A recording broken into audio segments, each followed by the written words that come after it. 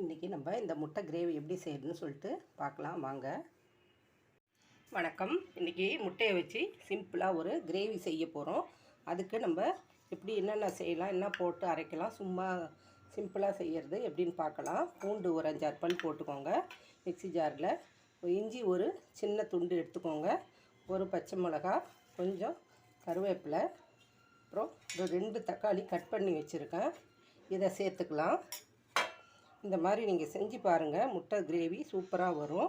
அதுக்கப்புறம் ஒரு ஸ்பூன் அளவுக்கு சோம்பு போட்டுக்கலாம். ஒரு அரை டீஸ்பூன் அளவுக்கு சீரகம் போட்டுக்கலாம். கொஞ்சம் மிளகு. இதை நல்லா ஃபைன் பேஸ்ட்டாக அரைச்சிக்கலாம். இப்போ பாருங்கள், அரைச்சதை நான் ஒரு பிளேட்டுக்கு மாற்றிக்கிட்டேன். பாருங்கள், அடுப்பில் ஒரு கடாய் போட்டு கொஞ்சம் ஒரு 3 ஸ்பூன் அளவுக்கு ஆயில் ஊற்றிருக்கிறேன். இப்போ இதில் பட்டை, கடுகு நான் ஒரு பிஞ்சு போட்டிருக்கிறேன். உங்களுக்கு விருப்பம் இருந்தால் போடுங்க, இல்லைன்னா வெறும் பிரிஞ்சி தழையும் பட்டை லவங்கம் மட்டும் போட்டு தாளிச்சிக்கலாம். நான் கடுகு ஒரு பிஞ்சு போட்டிருக்கிறேன். இப்போ இது நல்லா பொரிஞ்சு செவந்து வரட்டும்.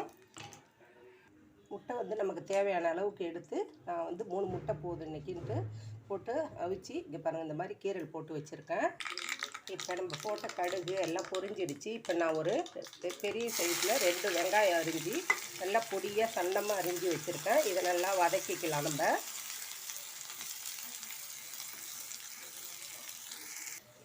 இதுலேயே ஒரு 2-4 கருவேப்பிலை போட்டுக்கலாம். இந்த வெங்காயம் வதங்கிறதுக்கு உப்பு சேர்த்துக்கலாம்.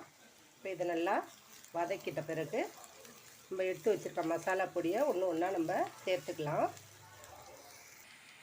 இப்போ நீங்கள் தேவையான அளவு உப்பு சேர்த்தாச்சு. இப்போ பாருங்கள், 1 ஸ்பூன் அளவுக்கு தனி மிளகாய் பொடி, 1.5 ஸ்பூன் மல்லித்தூள், சிக்கன் மசாலா 1 ஸ்பூனு, 1/4 ஸ்பூன் அளவுக்கு மஞ்சத்தூள், இது எல்லாமே இதில் சேர்த்துக்கலாம்.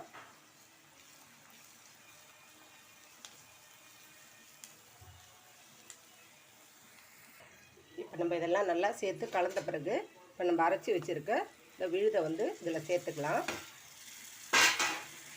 இதையும் நல்லா இதோடு சேர்ந்து நல்லா கலந்து கொடுத்துக்கலாம்.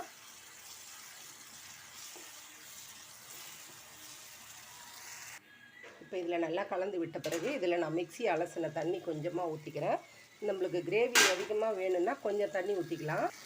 நான் கொஞ்சம் திக்கான கிரேவியாக தான் வைக்க போகிறேன். அதனால் நான் தண்ணி ஒரு அரை டம்ளர் அளவுக்கு தான் கலந்துருக்கிறேன். இது நல்லா கொதித்து வரட்டும்.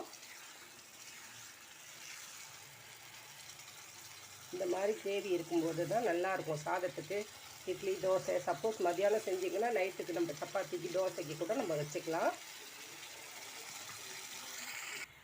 இப்போ நல்லா கொதித்து நம்மளுக்கு மேலே எண்ணெய்லாம் பிரிஞ்சு வர ஆரம்பிச்சிருச்சு. இந்த சமயத்தில் நம்ம கொத்தமல்லி தழையை போட்டுட்டு இன்னொரு வாட்டி நல்லா கிளறி கொடுத்துட்டு அப்புறமா முட்டையை நம்ம இதில் சேர்த்துக்கலாம்.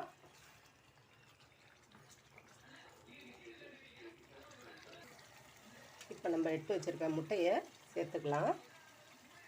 அவ்வளோதான். இது முட்டையை போட்டு இன்னும் ஒரு 2 நிமிஷம் கிட்ட நம்ம கிளறி கொடுத்துட்டு ஸ்டவ் ஆஃப் பண்ணிடலாம். அவ்வளோதான். சிம்பிளாக சூப்பராக ஒரு முட்டை கிரேவி. இந்த மாதிரி நீங்கள் செய்து பாருங்கள். செய்து பார்த்துட்டு ஃபீட்பேக் எப்படி இருக்குதுன்னு கமெண்ட்ஸில் சொல்லுங்கள். எல்லாருக்கும் ரொம்ப நன்றி, பெரிய பெரிய நன்றி. எல்லா சப்ஸ்கிரைபருக்கும், எல்லா வியூவர்ஸுக்கும் ரொம்ப நன்றி.